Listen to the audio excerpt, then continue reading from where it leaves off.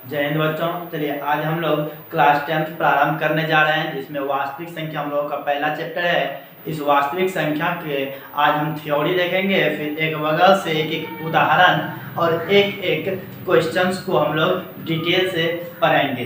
तो चलिए आज हम लोग शुरू कर देते हैं क्लास 10 का वास्तविक संख्या। ये क्लास 10 के लिए थ्योरी दे रहे हैं, ये 9th के लिए भी जरूरी है, 8 के लिए भी जरूरी है। तो अगर आप 8 में है, 9th में, 10th में है तो कोई दिक्कत की बात नहीं है। मुख्य रूप से 10th के लिए बनाया जा रहा है। जानिए वास्तविक संख्या चैप्टर का नाम है। चैप्टर का नाम क्या है आपका?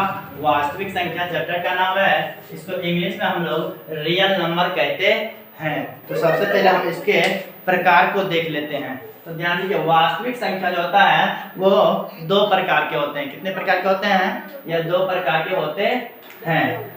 एक परिमेय संख्या, दूसरा अपरिमेय संख्या। क्या होता है? एक परिमेय संख्या, दूसरा अपरिमेय संख्या। परिमेय संख्या को हम लोग इस इंग्लिश में रेशनल नंबर के नाम से जानते हैं और अपरिमेय संख्या को इरेशनल नाम से जानते हैं।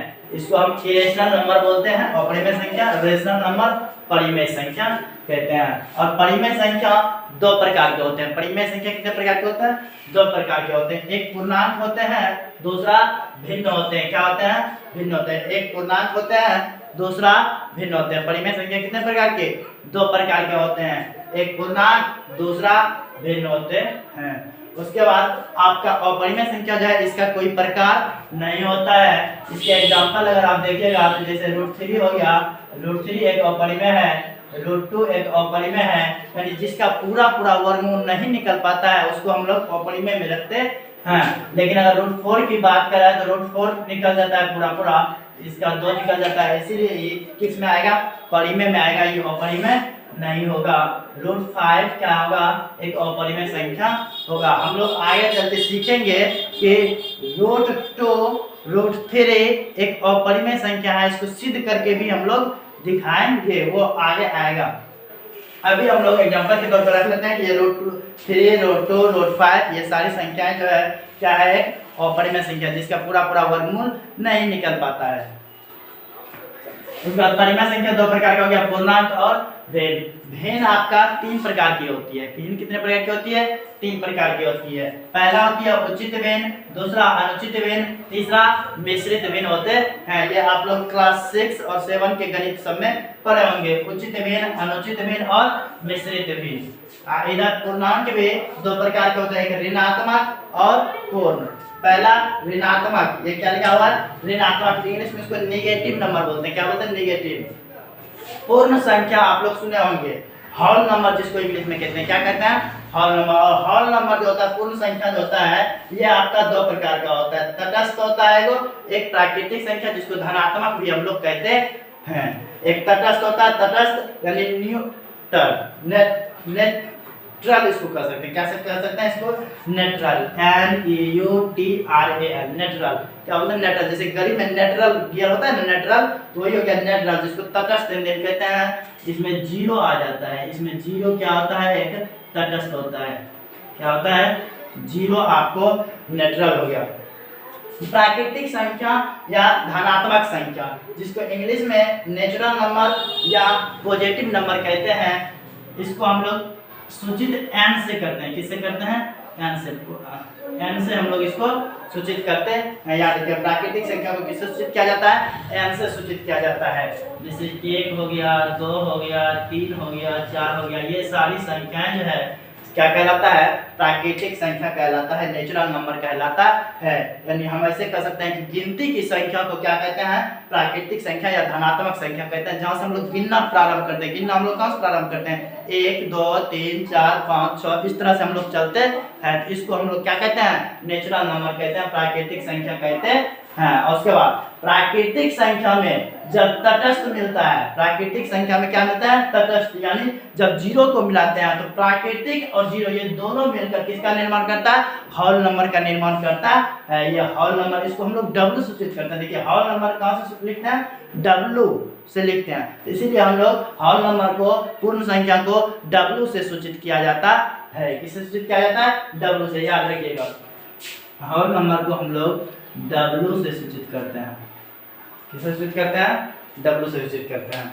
और होल नंबर में जब नेगेटिव नंबर मिलाते हैं, होल नंबर में क्या मिलाते हैं, नेगेटिव। नेगेटिव क्या होता है, तो आप लोग कभी देखे होंगे मैथमेटिक्स में -1 -2 -3, यानी जिसके अंतर्गत ये ऋणात्मक वाला चिन्ह है। जब प्राकृतिक संख्या में हम लोग नेगेटिव को जोड़ते हैं, ऋणात्मक चिन्ह को लगाते हैं, तो वो नेगेटिव नंबर बन के आता है। -1 -2 -3 -4 ये सारी संख्या जो है नेगेटिव नंबर कहलाता है। ये सारी संख्या क्या कहलाता है, नेगेटिव नंबर कहलाता है, ऋणात्मक संख्या कहलाता है। तो पूर्ण संख्या और ऋणात्मक संख्या इस दोनों को जब मिलाते हैं तो हमको पूर्णांक मिलता है। क्या मिलता है, पूर्णांक मिलता है, जिसको हम लोग इंटीजर कहते हैं। इसको i या z से सूचित करते हैं। याद रखिएगा, इंटीजर नंबर को, किसको, इंटीजर नंबर को i या z से सूचित किया जाता है। यही इंटीजर में जब भिन्न रहती है, ध्यान से देखिए, भिन्न संख्या देता है 3 प्रकार की होती है। अब तीनों का पहले चर्चा कर लेते हैं, फिर उधर जाते हैं।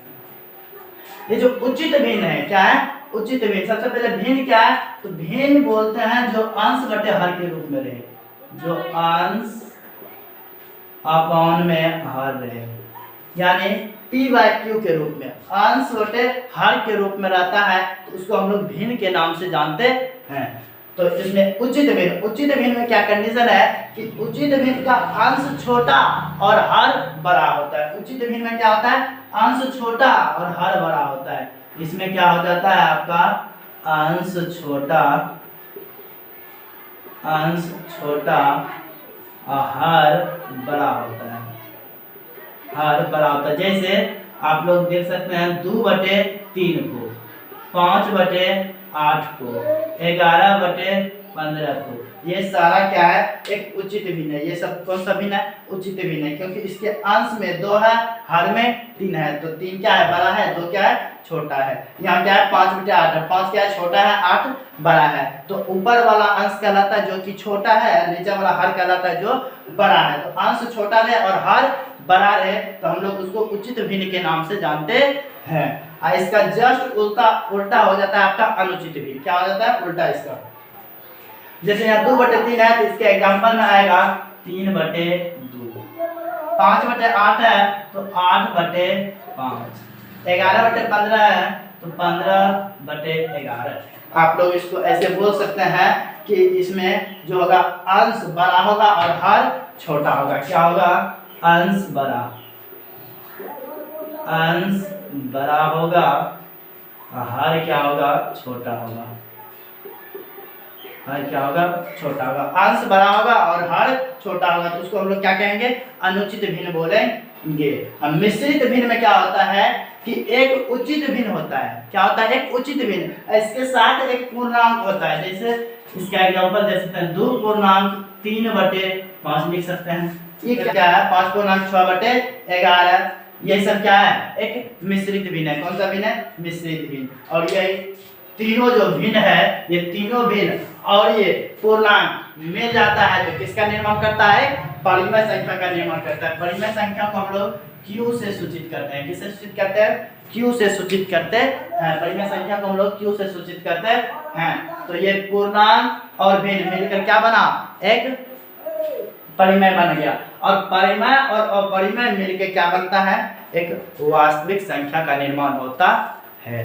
परिमेय और अपरिमेय संख्या मिलकर किसका निर्माण करता है, एक वास्तविक संख्या का निर्माण करता है। तो अब आप ध्यान से इतना तो समझ चुके होंगे। आप ध्यान दीजिए एक बात का, जैसे क्लास अगर 9th में अगर है तो 9th में कुछ क्वेश्चन पूछा जाता है, क्या सभी प्राकृत पूर्ण संख्या हो सकता है। तो हाँ, सभी प्राकृत क्या हो सकता है, पूर्ण संख्या हो सकता है, लेकिन सभी पूर्ण प्राकृत नहीं हो सकता है। क्यों नहीं हो सकता है, क्योंकि पूर्ण में क्या होता है, 0 भी होता है, लेकिन प्राकृत में 0 नहीं होता है। तो सभी प्राकृत पूर्ण हो सकता है, लेकिन सभी पूर्ण प्राकृत नहीं हो सकता है। इस तरह का क्वेश्चन पूछेगा ये भी कि क्या सभी पूर्ण पूर्णांक हो सकता है। तो हाँ, हो सकता है।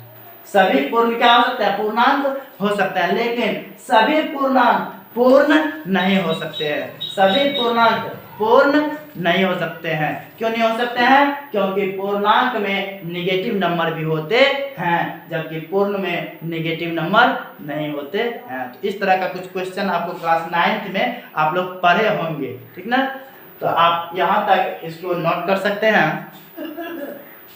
तब इसके बारे में हम लोग एक बार से सभी का डिफिनेशन को देख लेंगे। एक बार सबके डिफिनेशन को जब हम लोग जान जाएंगे और फिर हम लोग क्लास 10th का जो रियल में थ्योरी दिया गया है, क्लास 10th में जो यूक्लिड डिवीजन एल्गोरिथम है, प्रेमिका है, उसकी चर्चा करेंगे। फिर हम लोग क्वेश्चन की ओर आगे बढ़ेंगे। हाँ? झूठ में बोल यार।